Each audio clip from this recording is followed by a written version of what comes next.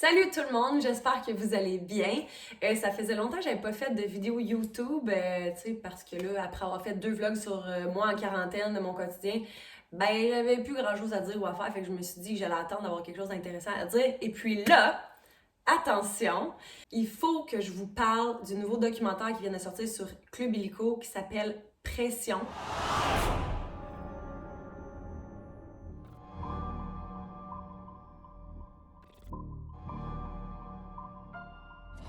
Il y a plein de sujets tabous sur le patin. On me disait, me semble que tu étais plus mince la saison dernière. Il y a énormément de silence face aux troubles alimentaires. On est prêt à tout faire aux dépens de sa santé, tu sais. J'avais vraiment une écœur en tête aiguë. Toi, ta relation avec ton entraîneur, c'était comment? Ça a quand même fait le cover du Journal de Montréal, c'est pas rien, on parle des dénonciations, des abus psychologiques en patinage artistique. Ça, c'est mon chien en arrière, ne prêtez pas attention à elle. Donc, je voulais vous donner mes impressions par rapport à cette vidéo-là. On montre vraiment tous les dessous, comme je disais, du patinage artistique, avec des grands noms comme Cynthia Phaneuf, Joanie Rochette, Jessica Dubé, qui est ma coloc, soit dit en passant. Sean Sawyer, d'autres athlètes qui ont participé aux Olympiques. Mon ami Camille Ruet, qui est encore sur l'équipe nationale. Donc, tous des athlètes que j'ai côtoyés toute ma vie, toute ma carrière. Fait que je trouvais ça vraiment important d'en parler, puis surtout que ça me rejoint, ça parle de patin, puis de ce que j'ai vécu un peu moi aussi en tant qu'athlète. Fait que pour ceux qui l'ont pas encore vu, c'est un documentaire qui aborde de nombreux sujets tabous dans le monde du patin, comme les troubles alimentaires, l'obsession du corps parfait, l'exigence souvent malsaine, la performance. Honnêtement, je fais juste souligner que je suis vraiment fière de tous mes amis qui ont accepté de faire ce documentaire-là parce que, comme n'importe quelle dénonciation, c'est vraiment pas facile d'en parler puis d'aller de l'avant avec ça. Ça fait longtemps que le patin a besoin d'évoluer, mais on parle pas, parce que les gens y avaient trop peur de parler pour pas justement froisser la fédération ou certains coachs ou juges ou peu importe. Parce que si vous avez regardé le documentaire, vous allez remarquer que les patineurs, c'est des gens qu'on n'aime pas déplaire. Surtout pas à la fédération. Donc, je veux souligner le courage qu'ont eu ces athlètes-là d'accepter d'en parler. Puis aussi, tout le monde qui a travaillé sur ce projet-là, comme la journaliste Marie-Christine Noël, la réalisatrice Ninon Penneau, puis plusieurs autres personnes qui ont travaillé super fort. Je me dis enfin du monde qui vont faire bouger les choses. Donc, un gros merci. Je pourrais jamais assez le dire. Merci d'avoir fait ce reportage-là. Comme j'en ai long à dire sur ce documentaire-là, puis j'ai un TDAH, fait que je veux pas comme m'aventurer dans trop plein de sujets. Je vais parler de 3 points. Les 3 points qui m'ont le plus, qui ont plus attiré mon attention en fait. La culture du sport, le côté artistique de ce sport et la vie après le sport. Aussi mentionner que je pointe personne du doigt, pas de coach, pas de juge, pas la fédération, du tout. Je pense que le problème, c'est plus la culture du sport, puis c'est sur ça que je veux vous parler aujourd'hui. Je vais commencer tout d'abord par vous parler de la logique de ce sport. C'est un sport jugé, premièrement. Donc, pour déterminer le ou la gagnante, ça va dépendre en gros du goût des juges. OK? Oui, il y a un système de pointage qui est quand même assez raisonnable, mais on va se le dire, tu sais, s'il y a 2 filles qui font à peu près la même affaire, tu vas sûrement choisir la fille qui paraît le mieux. C'est plate, mais c'est quand même un peu comme ça. C'est pas nécessairement la faute des juges ou des coachs, c'est juste, c'est la culture du sport qui est comme ça. Pour vrai, c'est vraiment pas facile d'être juge. Pour vrai, je vous lève mon chapeau. J'ai eu la chance de le faire une fois dans ma vie, puis je dois vous dire que j'étais juste pas capable de prendre de décision. J'étais pas capable de déterminer qui était la meilleure. Tu sais, même que sur la plupart du temps, basé sur l'élément que je jugeais, par exemple, puis il y avait 2 patineurs qui étaient du même calibre, je savais plus qui choisir. Fait que, tu sais, à un moment donné, tu dis, son style est un peu mieux, ou genre, sa robe est un peu plus belle. Tu sais, c'est 2 personnes. Puis là, je dis 2 personnes, mais tu sais, des grosses compétitions, il y en a des centaines, des milliers de personnes qui font les mêmes éléments. C'est ça, c'est là que ça s'en vient un peu dur à juger. Fait que tu te bases sur quoi? Tu te bases sur l'esthétique, malheureusement. Même si ça devrait pas arriver. Mais c'est comme ça. C'est ça la culture de notre sport. C'est un sport jugé. Comme je dis, on peut pas blâmer les coachs ou les juges. L'affaire, c'est que le patin, c'est tellement un sport strict, si je peux me le permettre. En compétition surtout, parce que tu sais, il y a souvent des centaines, voire même des milliers de patineurs qui vont faire les mêmes éléments qui sont imposés. Par exemple, un programme court, là je dis n'importe quoi, ça fait longtemps que je n'ai pas compétitionné, mais mettons un programme court, les filles, il y a peut-être 300-400 filles qui vont devoir faire les 3 mêmes éléments. une spin, layback, mettons, un double flip, puis une séquence arabesque, whatever, je dis n'importe quoi. Mais à un moment donné, quand ça fait 300 fois que tu vois les mêmes éléments, ben tu te bases sur quoi? Tu sais, ça devient comme redondant, puis tu vas faire gagner qui, tu sais? Tu vas faire gagner chouchou. Pour être chouchou, ben souvent, ben ça prend les meilleurs chorégraphes, ça prend les meilleurs coachs, les plus belles robes, faut que tu sois la plus belle, la plus mince. Puis là, c'est là que ça devient malsain. C'est comme si on enlevait tout le côté créatif un peu, puis la liberté, mais en même temps, ils ont comme pas le choix de faire ça parce qu'il faut qu'ils se basent sur quelque chose pour juger. Mais c'est là que je trouve que c'est complexe un peu. N'importe quel sport jugé, je trouve ça vraiment dur à déterminer les gagnants. Vraiment, vraiment. Fait qu'en enlevant tout le côté créatif du sport, ben les patineurs perdent souvent la passion, puis ils se rendent malades pour être au top. Tu sais, mettons, là, tu verras personne en compétition faire un backflip. Hey, mais c'est-tu assez hot, un backflip? T'as pas le droit de faire ça en compétition, t'auras pas de points pour ça. Fait que c'est vraiment des éléments stricts, puis c'est ça que je dis, ça vient redondant, genre. C'est comme si les éléments qui te feraient sortir du lot, ben, sont un peu interdits, tu sais. Pourquoi un backflip? Tu te dis, my God. Moi, si je te juge, puis je voyais quelqu'un faire un backflip, je serais comme, oh my God, tu sais. Je garoche des points. Encore là, je parle de mon expérience à moi, là. Je suis pas présidente de la Fédération de Skate Canada ou Skate Québec, là. Tu sais, je parle de mon expérience à moi en tant que patineuse. J'ai fait 15 ans de compétition, puis 6 ans au niveau professionnel. Tu sais, j'ai plus de 20 ans d'expérience quand même dans mon domaine, mais je suis plus autant à jour sur les règlements et tout. Donc, je veux juste dire que je mets quand même des gants blancs dans ce que je dis, là. Je veux pas froisser personne. Pour ma part, quand j'ai arrêté la compétition, puis je me suis mis à... Quand j'ai passé du côté professionnel, j'ai tellement appris de tricks, j'ai tellement appris de choses, comme je dis, qui étaient interdites en compétition. C'est comme si... je me suis découvert en tant qu'artiste, puis j'étais retombée en amour avec mon sport, puis je suis devenue encore meilleure. J'ai appris plein de choses que je savais même pas qui existaient parce que c'était interdit en compé. Donc, quand j'ai commencé à faire des spectacles, je me suis sentie vraiment libre, puis je me suis découvert en tant qu'artiste, puis en tant que patineuse, puis j'ai jamais été aussi bonne en tant que patineuse quand je me suis mis à faire des spectacles. Tu sais, je regardais plus mon poids autant, j'étais moins stricte avec mon alimentation. Ma vie était peut-être un peu plus équilibrée quand je suis passée aux côtés du spectacle parce que je pouvais faire d'autres choses que m'entraîner 20 heures semaine. Et c'est ça, guess what? J'ai jamais été aussi bien dans ma peau. Tu sais, j'ai jamais été malade. Je sais qu'on parle beaucoup des troubles alimentaires dans la vidéo. J'ai jamais été malade, mais la ligne est très, très fine. Puis j'ai marché longtemps sur la ligne, comme le si bien dit mon amie Camille. La grande majorité, soit qui ont déjà tombé dans le trouble alimentaire ou qui ont marché la ligne, un peu comme moi. Est-ce qu'on t'a déjà demandé de perdre du poids? Oui. Là, tu sais, tu joues beaucoup au yo-yo avec ton poids parce qu'avant les compés, c'est ça, tu manges plus, tu veux perdre du poids. Après les compés, tu te gaves. Fait que c'est juste une relation malsaine, tu sais. J'ai pas de balance ici chez nous, puis mon poids, il a jamais été aussi stable depuis que je m'en fous, si on veut.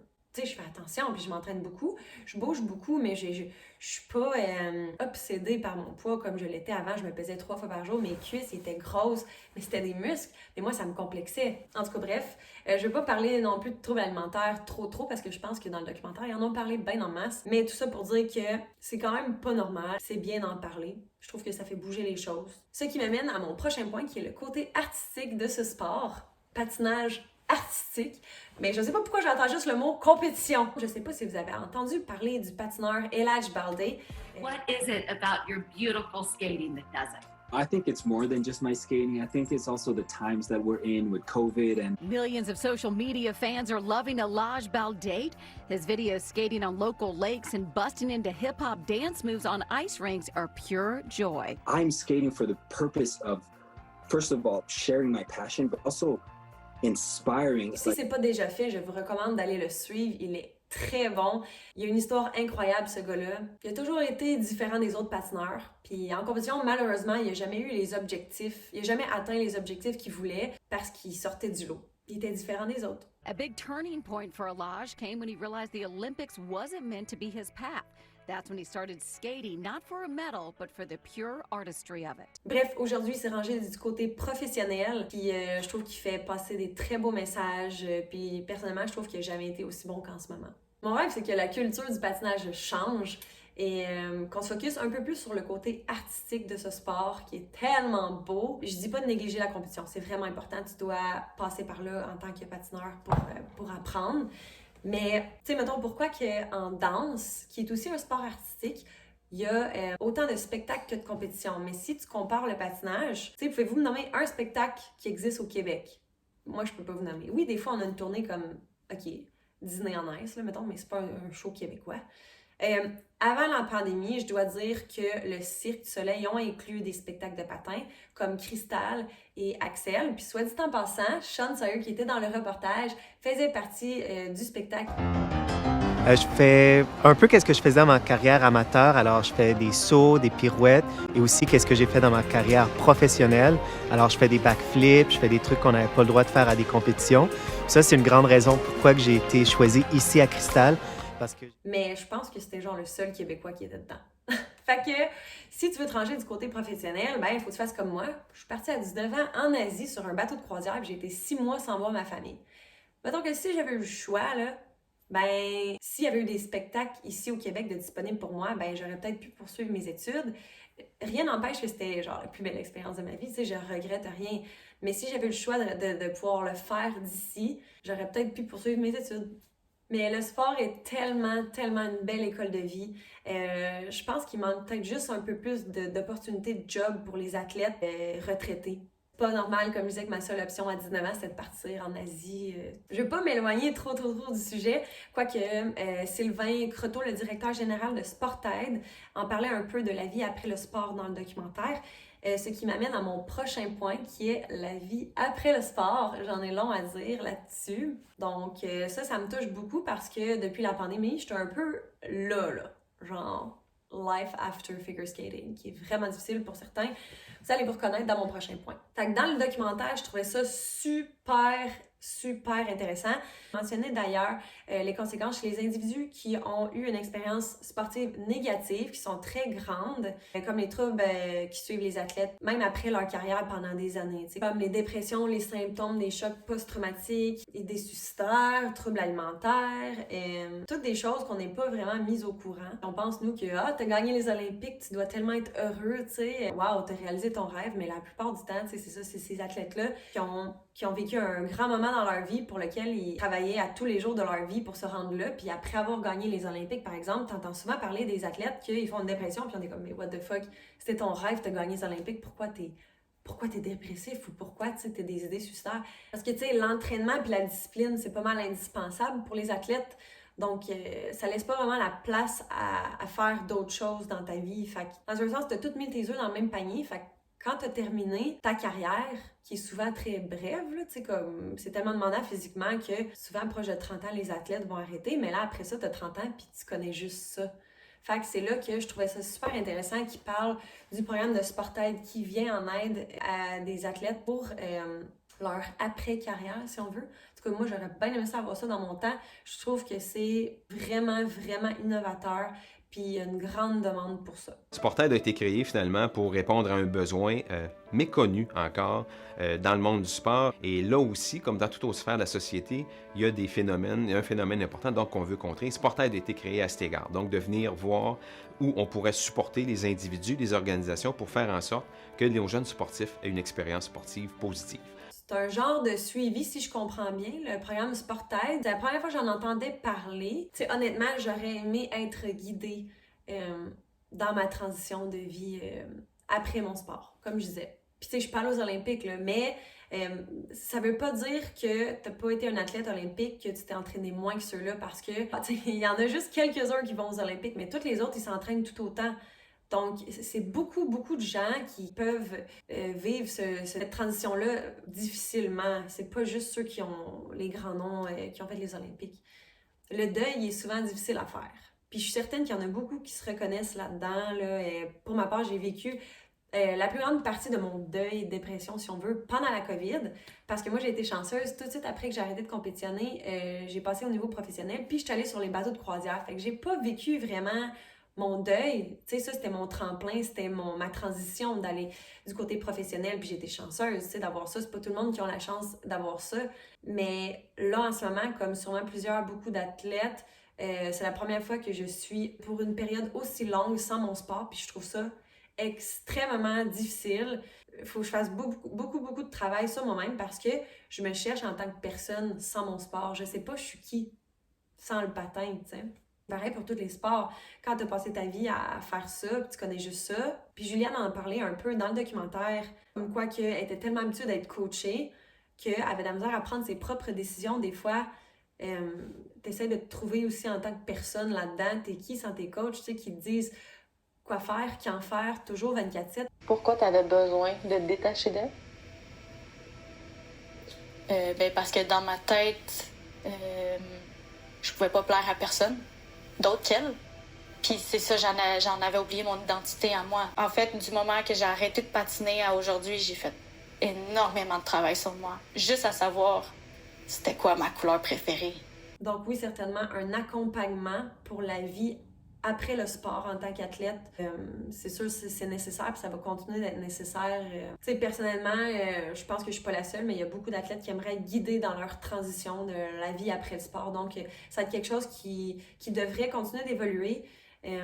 Soit ça, ou qu'on trouve justement des jobs qui engageraient des athlètes, où on puisse leur donner une genre de passe-passe pour qu'ils puissent aller à l'université puis sauter une couple d'années. Je sais pas, mais des programmes qui peuvent peut-être admettre des athlètes pour les aider justement à faire autre chose dans la vie que juste leur sport. Tu sais, je trouve ça poche, tu sais, comme oui, tu vas aux Olympiques, puis pour vrai, ça doit tellement être nice faire les Olympiques. Mais après, quoi? Genre, now what? T'as fait les Olympiques?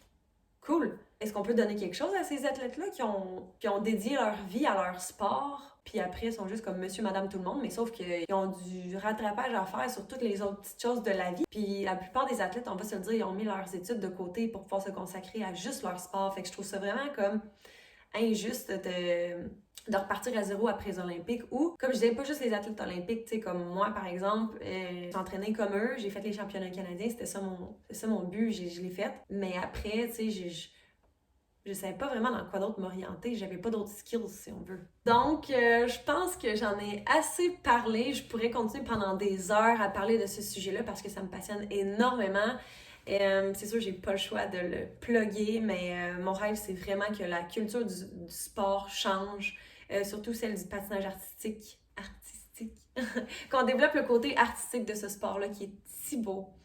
Mon rêve, ce serait d'avoir mon spectacle de patin. Puis je pense qu'il y aurait une grande demande. Je pense que c'est un sport qui vaut la peine d'être vu, connu, puis qu'on puisse permettre à des jeunes filles comme moi de vivre leur plein potentiel en tant que patineuse, puis de se trouver en tant qu'artiste à travers ce beau sport artistique. Si on pouvait avoir plus de spectacles, ce serait vraiment nice. Dans ça, dans l'univers, peut-être qu'un jour, je vais faire mon spectacle de patin, qui sait. Je travaille fort là-dessus en ce moment, soit dit en passant. Donc, si jamais vous voulez m'aider, me guider là-dedans, je vous invite à mettre en commentaire qu'est-ce que je pourrais faire pour partir mon spectacle de patin, si vous avez des contacts ou whatever. Je suis ouverte à tout. Puis sinon, merci d'avoir visionné ma vidéo. J'espère que j'ai froissé personne. Puis restez à l'affût, je vais faire d'autres vidéos sur le sport. Ça me passionne vraiment. Sur ce, je vous souhaite une bonne journée.